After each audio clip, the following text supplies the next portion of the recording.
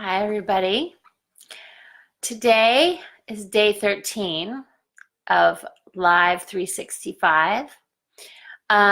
Tomorrow is my 25-year anniversary off of alcohol, which is huge. Okay, so today I want to talk about living in the US. I was living abroad, quote unquote, for many, many years. Not many, many years. Not really. Just two. 2.5 actually. I left in August of 2016 and I traveled, and I think I've been to about 13 countries now. Maybe 14 countries. Not sure how many countries I've been to. I'd have to count it on my passport. But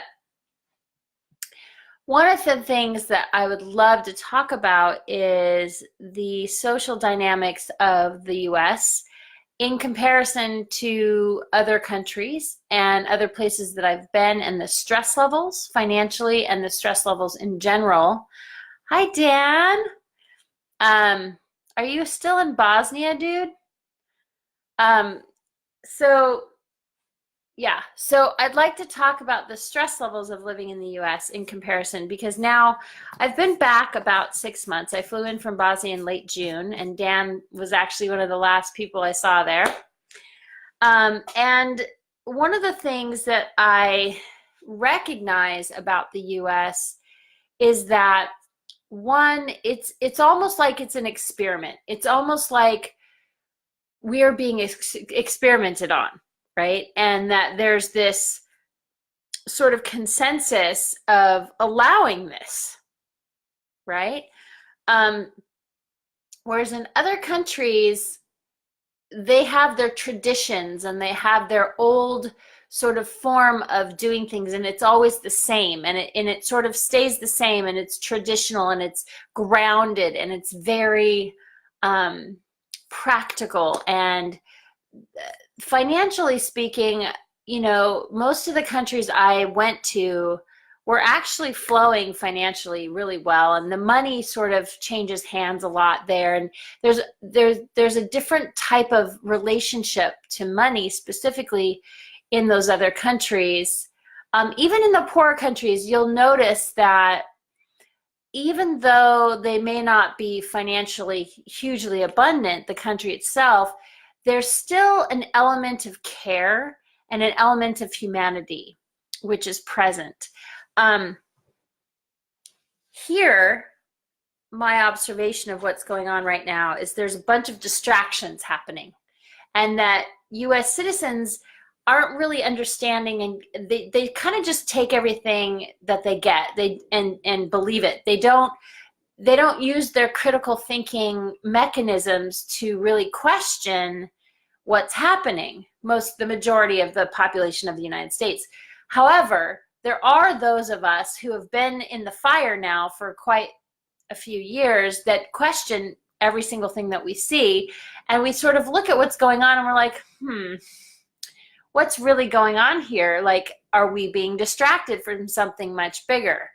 So right now, I feel that there is another distraction point happening with the U.S. and the government shutdown and all of the wall situation and things of this nature. So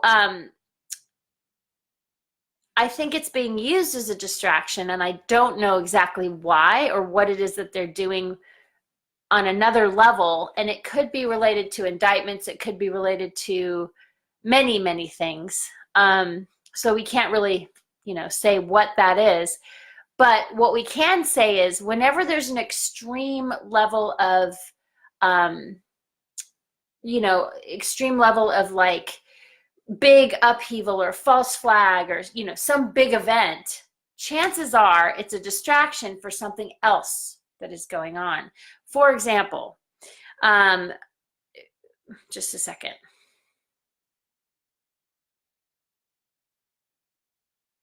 Okay. For example, recently we had fires in California. Many people lost their homes. Many people died. Many people were injured. There's still a lot of homeless people from those fires. We did okay down here considering how severe it was, but Malibu is burned and Paradise, California is burned. And that was all organized and by design, in my opinion. Take it or leave it. But what I noticed during that event was that there was a lot of dark magic present. And so I felt compelled to counteract that. And so going beyond just the surface level of things and looking at the US from a perspective of having been now living in another country. And I've actually lived in 2 different countries. I lived in Greece for 3 months, and I lived in England for 16 months out of the last 2.5 years. So I had an opportunity to really, drop in with the population there. I have an American friend who lives in England and is married to an English guy. She's watching. Hi, Jazz. I love you. And so, from an American perspective, living in another country, you start to see how manipulated we are as Americans, and also how the rest of the country the rest of the world doesn't really appreciate Americans too much because of the entitlement that Americans have when they travel and when they go to other countries. Unless you're a smart American, like I became during this process, and sort of like allowed myself to just, come into their culture, whatever that culture is, to allow for me to not stand out so much and to be sort of respectful of the other cultures.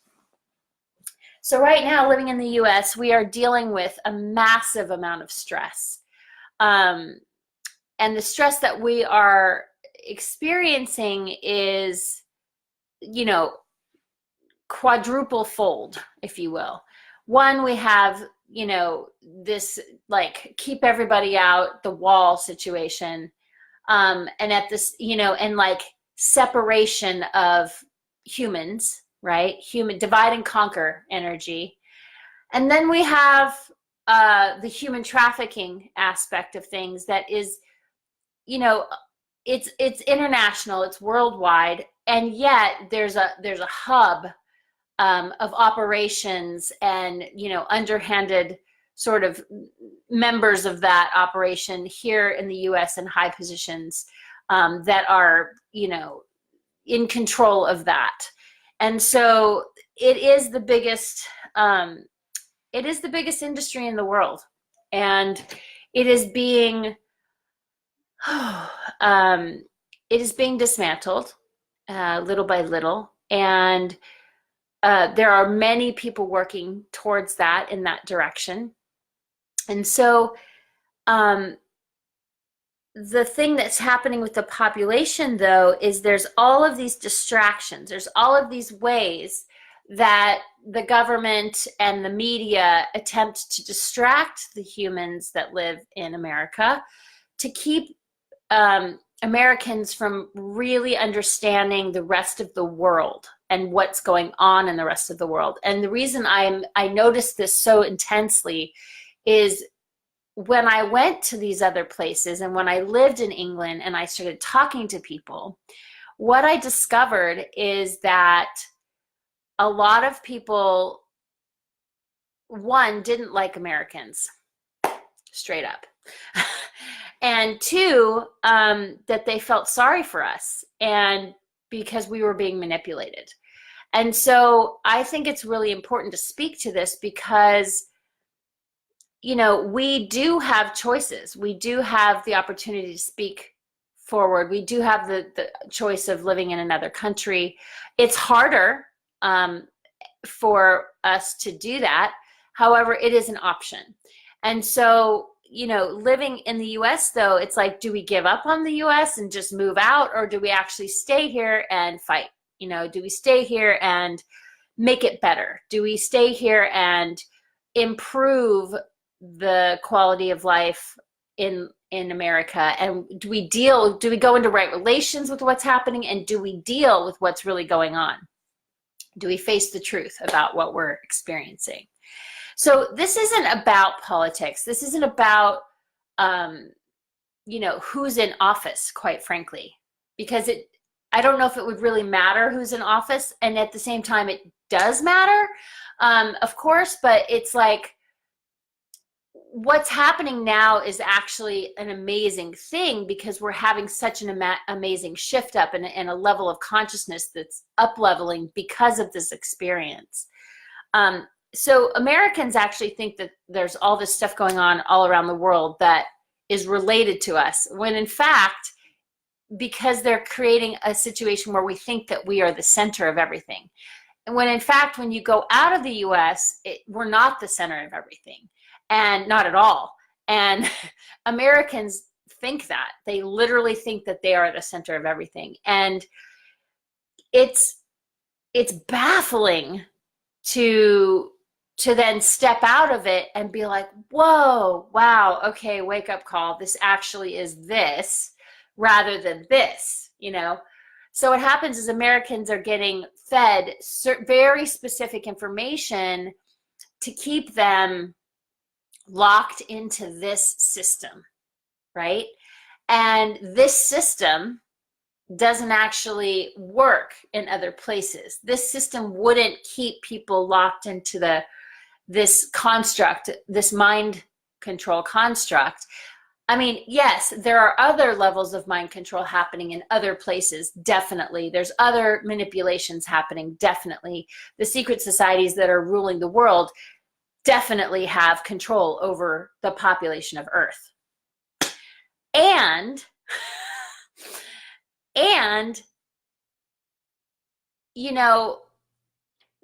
America has been specifically designed in the last 100 years to go through this, what we're going through right now. So this has all been planned out. And, do we allow the plan to play out, or do we actually shift it? Do we actually do something about it? Do we actually step up and say, no, this is not how it's going to be. This is how it's going to be, or whatever, like finding ways to find alternative forms of government, or alternative forms of functioning within the construct of our society. And there's a lot of us, a lot of people, a lot of souls on the planet now who came here specifically to be administrators of the new reality, of the new earth, the new whatever you want to call that, the new world. And we have been given our instructions. We've been given our visions of what is to come and how it's going to look and how it's going to feel. And so focusing on that and knowing that there is a clearer, more vibrant reality available to us. I'm not saying it's here now, and I'm not saying that it's coming necessarily, because there are many timelines that could play themselves out right now. But just to say that there are opportunities available to us as a society. There are choice points available to us that will allow us to make decisions for ourselves as a society that can change the direction of what's happening. And that is important to understand, that we actually can make those choices, and that we're not victims to the circumstances of what has been presented to us and is being created for us, because it just doesn't have to be that way. It doesn't have to be the way that they want it to be. However, having said that, it's one of those situations where when someone steps into a position of power and they become a catalyst, okay? So I don't have feelings one way or the other. I don't take sides with political situations, with any of that. I choose not to do that. What I choose to do is step out of all of that and to observe from outside of the realms of whatever's going on, to witness and to observe what is happening at face value, meaning everything we can see beyond the veil, as well as what's in the physical. And then observing, what are the things that are playing themselves out in our reality. And then also being able to say, okay, so this is happening, this is happening, this is happening, right? And how can I support energetically in creating a more harmonic frequency? And what can I do on a spiritual, like psychic level or whatever, to support the positive outcome of this whole, experience? Why are they shutting the government down? Like, why is that necessary? For real? Like, are you kidding me? It's not necessary. And at the same time, and it's affecting many people in their lives and their jobs and their homes and, paying for things. And, not everybody's getting paid, right, when the government gets shut down. A lot of people are being affected by that. So what is the real reason why they're doing that? Let's look deeper into why are they shutting the government down right now? Why is it necessary to do something like that? There's a lot of people that want to impeach Trump. There's a lot of people that want to assassinate Trump. There's a lot of people who don't agree with his tactics and the way that he operates. There are a lot of people who are all for it and just completely like, woo, Trump, and there are good and bad things to someone like Trump being in office. And we don't know how that's going to play itself out. So it's not that he's all bad or he's all good. It's like he's a catalyst for change, right? And that's why they asked him to go into office and be elected, or, that's why they asked him to run for president, because he is a businessman and he can be a catalyst for change. Having said that, I'm not for or against anyone in terms of politics. I don't get involved. What I look at though is what is this doing in terms of the timelines, the population, humanity, consciousness, where we're going towards the future, quote unquote. How is it spiraling out on the circle? How's it spiraling in the spiral? What's happening? And then I look at the timelines and I look at all the different levels of what's going on and how it's playing itself out as an observer from a more cosmic perspective. And also knowing what I know, which is that they've known about this time period in history for a really long time, and they've been planning this out. So they've been ahead of the game, whereas humanity and the population haven't had the conscious awareness of any of this. And they've probably purposely kept that from us so that we wouldn't be able to be empowered with our choices and with, moving forward in the world, in the collective, right? So having said all that, are we in a true reality? Are we living in illusion? Like, what's really going on here? Are we in a simulation? We don't know, to be quite frank. But what we do know is that we are organic, living souls in human bodies. If we can identify with our soul matrix and our soul embodiment, then we can find the grounding that we need to be able to operate from our heart space and function from that place, right? And then whatever happens, it doesn't really it can affect us or it cannot, it can be a little bit easier depending on where we live in our hearts and where we live in our minds, and whether or not we are connecting those two and allowing ourselves to function from a place of true love and the character of love, rather than fear and a mind-based left brain sort of linear construct, right? because in all reality, time isn't linear. It's spiraling in nature. This is my belief. And so we spiral through these cycles, these cyclical sort of experiences. And so we're coming around into another cycle. And this particular cycle, though, we've never really experienced here on this planet before, because something has now intervened to create a different experience than what we might have experienced. So let's just say the powers that be, whoever they are, the secret societies, they have had awareness and knowledge of these things for many, many, many years, thousands of years.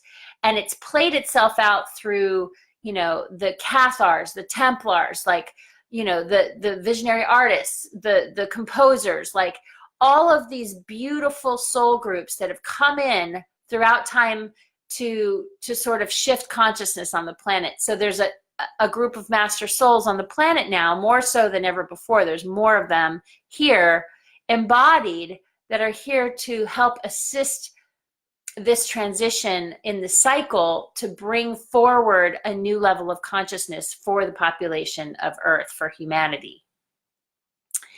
And so in terms of the United States, though, there's a manipulation happening. There's mind control. There's a level of influence outside of ourselves and the natural order of things. And there is all over the world, granted, mind you, it's happening everywhere, but there's an extra sort of chaos magic that's being utilized. And they know exactly what they're doing, and they're very grounded in it. They know how to do it.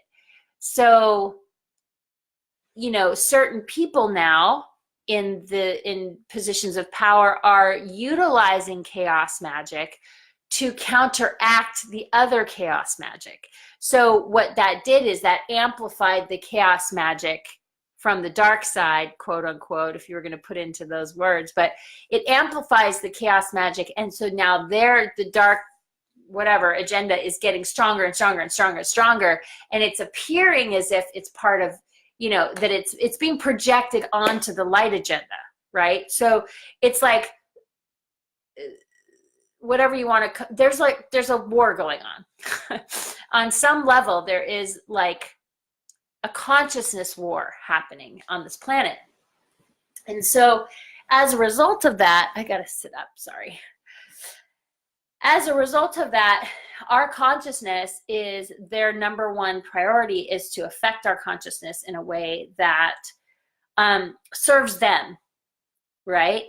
And so there are those working towards freeing the consciousness of the population of Earth and creating sovereignty and bringing individuals back to a place of sovereign embodiment and understanding of that. Now, there's not many people doing that, so it's not as prevalent. So because of that, there has to be a sort of a like more happening behind the scenes to make sure that this shift happens on a fundamental level. I don't know if I'm making any sense right now whatsoever, but just to say that there are people working diligently behind the scenes, whether it be light workers, government, good guys in the government, white hats, there are many people and energies, like beings, working towards counteracting the negative and bringing the consciousness that is available to us, that is being deposited onto the planet, the light source that is coming and hitting the planet, to allow that to integrate and to move through the collective and through the grid. So that's been a project that's been happening for years and years and years. And the stronger that the light gets, the more the densities reveal themselves, and the more the darkness kicks and screams and tries to stop the grid from being released from their control, and to stop the consciousness of the population from expanding. And so in the US, though, it is the focal point of this. It is the, so like, for example, they've said in the past, and I don't know if this is true or not, but that Los Angeles specifically is the throat chakra of the world, right? And I don't know if this is true or not. I don't really care so much, but what's important to know is that a lot of stuff comes out of here, Hollywood, right? And so there's a lot of influence through Hollywood and through films and through television and, you know, Netflix and all of those things, and the shows that are being made that influence the consciousness of the population. For example, Black Mirror, perfect example of that. And so they're showing us through media, through the, you know, these outlets, they're showing us what they're doing to us. And it's whether or not we are willing to actually see and catch on to what they're doing so that we can counteract these forms of mind control. And so I was going to talk about a whole other level of my personal experience of living in the US, but I feel like it's more important for me to speak to the overall macro as opposed to the micro. It does help sometimes for us to share our personal stories. So I will say that the quality of life in the US, in my experience, has been, it's got its pros and cons, but it's got a lot of cons lately, you know?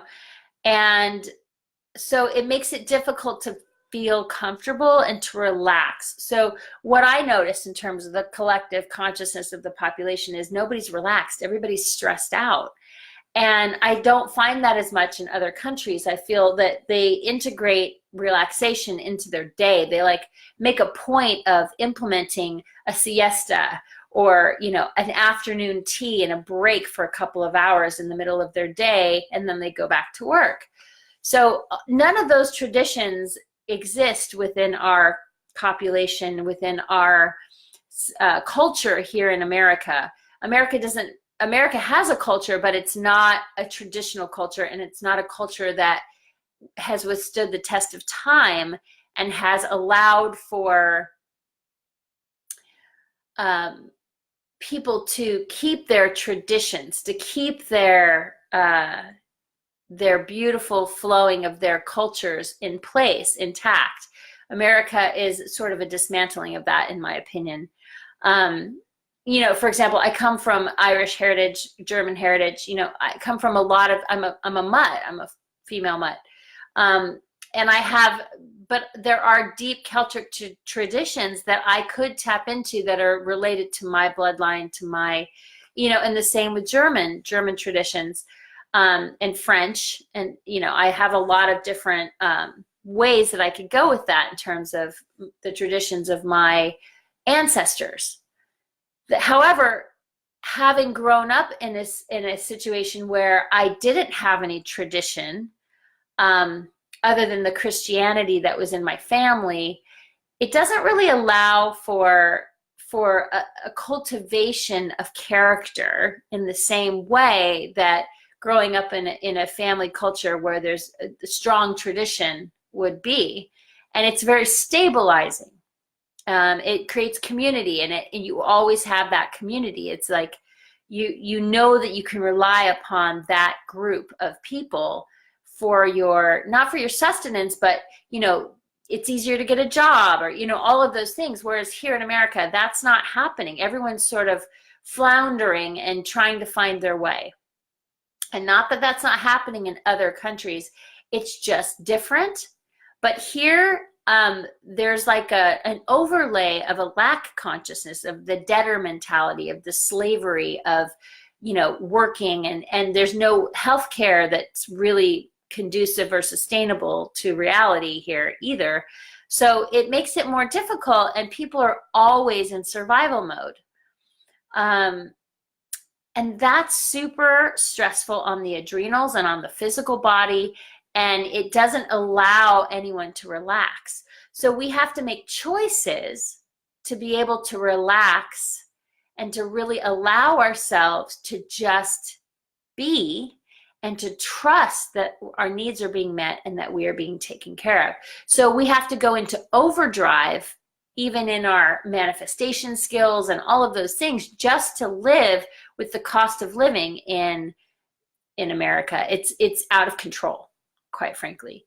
The cost of, you shouldn't be paying to live. It doesn't actually make sense. It's not in right relations with our souls, our spirits. It's almost like, how do we go about existing and living within a construct or a matrix without selling our soul, right? How do we do that? In the society that we're living in today, it seems almost impossible, especially here in America. And so that doesn't allow it. It's so distracting that it doesn't allow us to have anything else. Like, the only thing we can be figuring out or thinking about is survival. And we are actually in a time where thriving is the key. So a lot of us born from like the mid 60s on, we have a Thrive program in us rather than a survival program, which was the Depression era mentality. But what happens is a lot of our parents and the people in our lives, they're all programmed with that survival mentality. And a lot of those people now are starting to die off. And that generation of people are slowly leaving the planet. And I think in about 10 years from now, it's going to look very different on the planet than it does right now, based on the fact that those people aren't going to live forever, and that consciousness will start to lift and to leave. And I had that observation in meditation about a week ago, or week and a half ago. I was like, wow, I never thought about that. Like, what if what's holding that consciousness in place is the people born into that Depression era, and then now that's, shifting and changing. And the influence of that and the results of that in other people's consciousnesses will start to lift once the majority of that particular generation starts to move on. In the natural order of things, that's just how it is, right? When a construct of consciousness shows up in our reality, it's very much an influence on the collective thought streams. And so I've been observing this for years in terms of watching the waves of consciousness and how they operate and how they move and change. It's just been something I've been observing for a really long time in human behavior and how people respond and react to things. So, having said all that, I think I'm done for today. I just wanted to get that out and say this is my observation of living in the United States. And invite you to just relax today and to trust, that all your needs are met and that everything is working out exactly as it should. Even if it doesn't feel like that right now, just know that the universe is conspiring for your good. And no matter who we are as a human, that's happening. It's pretty basic. So with that, I'm going to sign off. Day 13 of Live 365. Thank you for watching.